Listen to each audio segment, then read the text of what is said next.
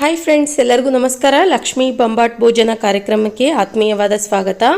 ಇವತ್ತಿನ ದಿನ ನಾನು ತುಂಬ ಟೇಸ್ಟಿಯಾಗಿ ನಾವು ಈಸಿಯಾಗಿ ಒಂದೊಳ್ಳೆ ರುಚಿ ಕೊಡುವಂತಹ ಎಗ್ ಮಸಾಲ ಕರಿ ಮಾಡ್ಕೊಳ್ಳೋದು ಯಾವ ಥರ ಅಂತ ತೋರಿಸ್ಕೊಡ್ತಾ ಇದ್ದೀನಿ.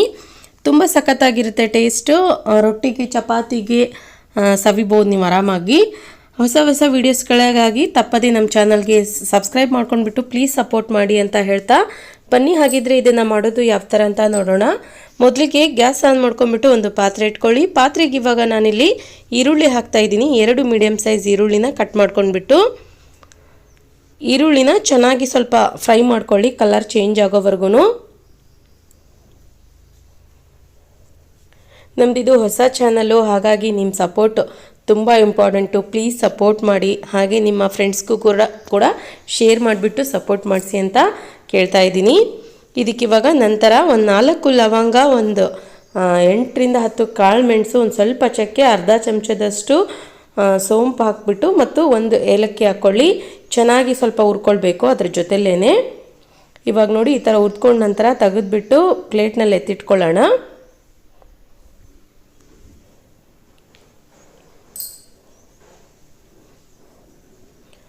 ಓಕೆ, ಇವಾಗ ಒಂದು ಪ್ಲೇಟ್ನಲ್ಲಿ ತೆಗೆದುಬಿಟ್ಟು ಇಟ್ಕೊಂಡಿದ್ದೀನಿ ನಾನಿಲ್ಲಿ. ನಂತರ ಒಂದು ಮಿಕ್ಸಿ ಜಾರ್ ತೊಗೊಳ್ಳಿ. ಇದಕ್ಕಿವಾಗ ನಾವು ಹುರಿದಿರುವಂತಹ ಈರುಳ್ಳಿ ಮಿಶ್ರಣ ಹಾಕ್ಕೊಳ್ಳೋಣ. ತಣ್ಣಗಾದ ನಂತರನೇ ಗ್ರೈಂಡ್ ಮಾಡ್ಕೊಳ್ಳಿ.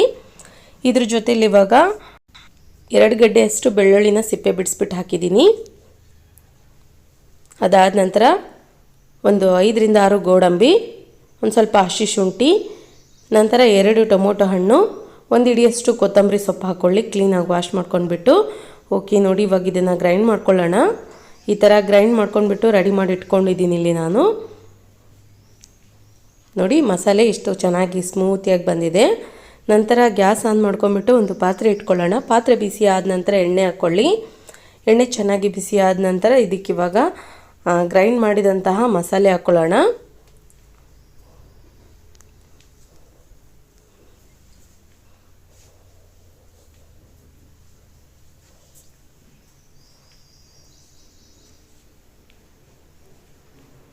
ಈ ಮಸಾಲೆ ಸೇರಿಸ್ಕೊಂಡ ನಂತರ ನೋಡಿ ಚೆನ್ನಾಗಿ ಇದನ್ನು ಮಿಕ್ಸ್ ಮಾಡ್ಕೊಳ್ಬೇಕು.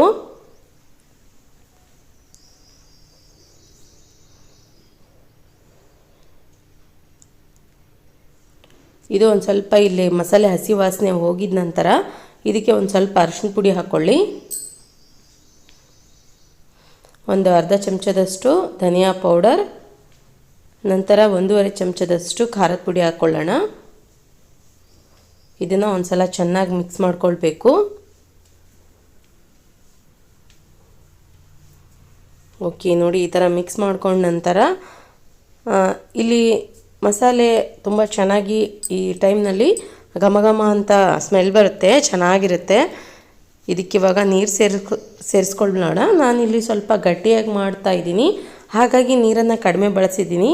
ಇದು ಸ್ವಲ್ಪ ಗಟ್ಟಿಯಾದ್ರೇ ಟೇಸ್ಟ್ ಅನಿಸುತ್ತೆ, ತುಂಬ ನೀರಾದರೆ ಅಷ್ಟು ರುಚಿ ಕೊಡಲ್ಲ.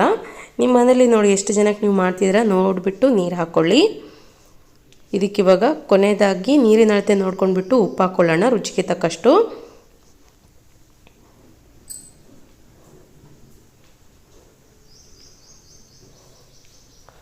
ಓಕೆ, ಇವಾಗ ಇದು ಚೆನ್ನಾಗಿ ಕುದಿ ಬರಲಿ. ಸ್ವಲ್ಪ ಕುದಿ ಬಂದ ನಂತರ ಇದಕ್ಕೆ ನಾವು ಮೊಟ್ಟೆ ಸೇರಿಸ್ಕೊಳ್ಳೋಣ. ನೋಡಿ ಇವಾಗ ಒಂದು 5 ನಿಮಿಷ ನಾನು ಮುಚ್ಚಿದ್ದೆ. 5 ನಿಮಿಷದಲ್ಲಿ ಚೆನ್ನಾಗಿ ಕುದಿ ಬಂದಿದೆ. ಇದಕ್ಕಿವಾಗ ಮೊಟ್ಟೆ ಹಾಕ್ಕೊಳ್ಳೋಣ. ನಾನಿಲ್ಲಿ ಒಂದು 4 ಮೊಟ್ಟೆ ಹಾಕ್ತಾಯಿದ್ದೀನಿ. ಮೊಟ್ಟೆನ ಸ್ವಲ್ಪ ಅರ್ಧದಷ್ಟು ಕಟ್ ಮಾಡ್ಕೊಂಡ್ಬಿಟ್ಟು ಹಾಕ್ಕೊಳ್ಳಿ. ಪೂರ್ತಿ ಕಟ್ಟಲ್ಲ, ಸೀಳಬೇಕು, ಅಂದರೆ ಒಳಗಡೆ ಮಸಾಲ ಕೂಡ ಹೋಗ್ಬಿಟ್ಟು ತುಂಬ ಚೆನ್ನಾಗಾಗುತ್ತೆ. ನೋಡಿ ಈ ಥರ ಚೆನ್ನಾಗಿ ಮಿಕ್ಸ್ ಮಾಡ್ಕೊಳ್ಳಿ.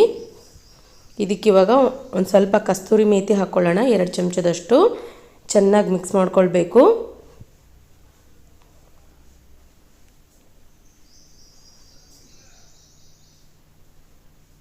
ಇದನ್ನ ಇವಾಗ ತಿರ್ಗಾ ಮೇಲ್ಗಡೆ ಮುಚ್ಚಿಬಿಟ್ಟು 8 ರಿಂದ 10 ನಿಮಿಷಗಳ ಕಾಲ ಬೇಯೋದಕ್ಕೆ ಬಿಟ್ಬಿಡೋಣ. ಓಕೆ, ಇವಾಗ ಒಂದು 10 ನಿಮಿಷ ಕಂಪ್ಲೀಟಾಗಿ ಆಗಿದೆ. ನೋಡಿ ಇವಾಗ ಪರ್ಫೆಕ್ಟಾಗಿ ಇಲ್ಲಿ ಎಗ್ ಮಸಾಲ ಕರಿ ರೆಡಿಯಾಗಿದೆ. ತುಂಬ ಅಂದರೆ ತುಂಬ ಟೇಸ್ಟಿಯಾಗಿ ಬಂದಿದೆ.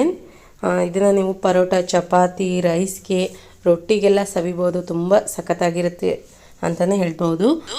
ವಿಡಿಯೋ ನೋಡಿದ್ದಕ್ಕಾಗಿ ಎಲ್ಲರಿಗೂ ಧನ್ಯವಾದಗಳು. ಹೊಸ ವಿಡಿಯೋಸ್ಗಳಿಗಾಗಿ ನಮ್ಮ ಚಾನಲ್ಗೆ ಸಬ್ಸ್ಕ್ರೈಬ್ ಮಾಡ್ಕೊಂಡ್ಬಿಟ್ಟು ಬೆಲ್ ಐಕನ್ ಕ್ಲಿಕ್ ಮಾಡ್ಕೊಳ್ಳಿ.